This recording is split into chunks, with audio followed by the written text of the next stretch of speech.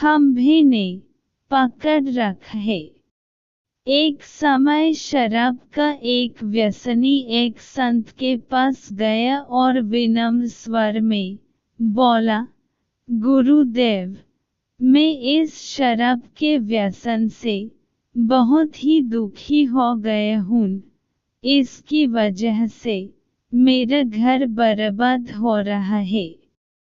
मेरे बच्चे भूखे मर रहे हैं, किंतु मैं शराब के बगैर नहीं रह पाता। मेरे घर की शांति नष्ट हो गई है। कृपया आप मुझे कोई सरल उपाय बताएं, जिससे मैं अपने घर की शांति फिर से पा सकूं। गुरुदेव ने कहा, जब इस व्यसन से तुमको इतना नुकसान होता है, तो तुम इसे छोड़ क्यों नहीं देते? व्यक्ति बोला, पूज्यश्री, मैं शराब को छोड़ना चाहता हूँ, पर यह ही मेरे खून में इस कदर सम गई है कि मुझे छोड़ने का नाम ही नहीं ले रही है। गुरुदेव ने हंस कर कहा, कल तुम फिर आना, मैं तुम्हें बता दूंगा कि शराब कैसे छोड़नी है। दूसरे दिन निश्चित समय पर वह व्यक्ति महात्मा के पास गया।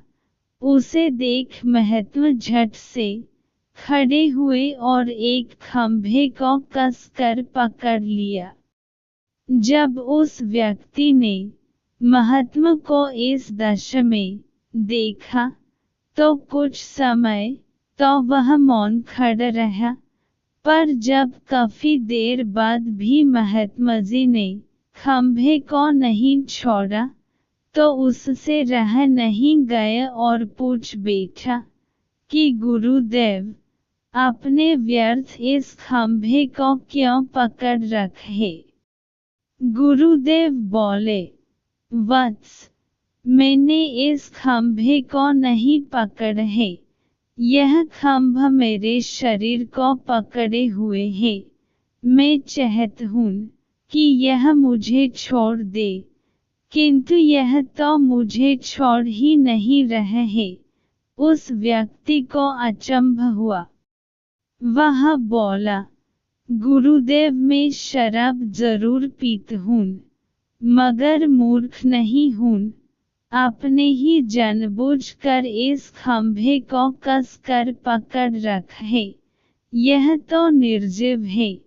यह आपको क्या पकड़ेगी? यदि आप दृढ़ संकल्प कर लें, तो इसी वक्त इसको छोड़ सकते हैं। गुरुदेव बोले, नादान मनुष्य, यही बात तो मैं तुम्हें समझना चाहता हूँ कि जिस तरह मुझे खंभे ने नहीं बल्कि मैंने ही उसे पकड़ रखा था, उसी तरह इस शराब ने तुम्हें नहीं पकड़ा है। बल्कि सच तो यह है कि तुमने ही शराब को पकड़ रखा है। तुम कह रहे थे कि यह शराब मुझे नहीं छोड़ रही है, जबकि सत्य यह है कि तुम अपने मन में यह दृढ़ निश्चय कर लो कि मुझे इस व्यसन का त्याग अभी कर देना है, तो इसी वक्त तुम्हारी शराब पीने की आदत छूट जाएगी। शरीर की हर क्रिया मन के द्वारा नियंत्रित होती है, और मन में जैसी इच्छा शक्ति प्रबल होती है, वैसे ही कार्य सफल होता है। वह शराबी गुरु के इस अमृत वचनों से इतना प्रभावित हुआ कि उसने उसी वक्त भविष्य में कभी शराब न पीने का दृढ़ संकल्प किया।